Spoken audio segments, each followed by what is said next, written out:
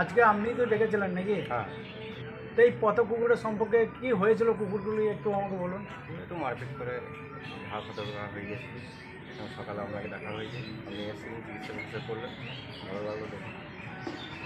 এই যে ভাইটা দেখছেন, ওনাকে অসংখ্য ধন্যবাদ বলবো, যেহেতু কেনা উনি অবলা প্রাণীর পাশে থাকে।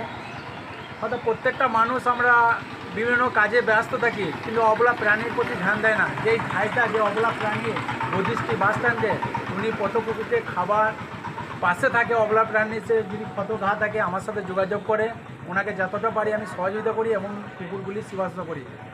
আজকে আমি মুরাতিপুর থেকে আজ গদিষ্টি 18 থেকে 20 কিলোমিটার রাস্তা আমি এসেছি কয়েকটা অবলা প্রাণীর জন্যে। তাই প্রত্যেকটা মানুষ আজকে কেন এসেছি আমি একটা অবলা প্রাণীর জন্যে।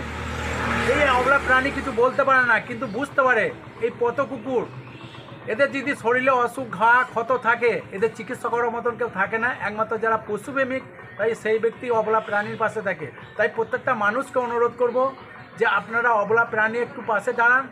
আপনাদের বাড়ির খাবার ক্যারি করে ডাস্টবিনে ফেলবেন না, বাড়তি খাবারটা, সেই খাবারটা যদি অবলা প্রাণীকে দেন, তাহলে অবলা প্রাণীগুলো বেঁচে যাবে। আজকে আমি গদিশ্রী পঞ্চায়েতে বাস স্ট্যান্ডে দিক কটা অবলা প্রাণী তার সেবা শুশ্রূষা করলাম।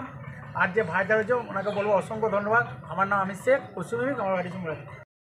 আজকে এখানে হলো যে এই কিছু পথ কুকুর আছে, তাই কিছু কুকুর অসুস্থ হয়ে গেছিলো, ঘা ফোট হয়েছে নিজেদের মধ্যে মারামারি করে।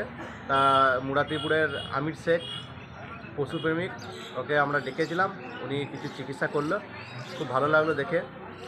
এটা কোথায় একটু একটু বলুন তো? এটা বত্রিশটা বাস স্ট্যান্ড, মঙ্গলকোট পিএস। আমার নাম মঞ্জু কাজী, বত্রিশটা বাস স্ট্যান্ড, আমার বাড়ি বত্রিশটাতে, বত্রিশটা জিপি।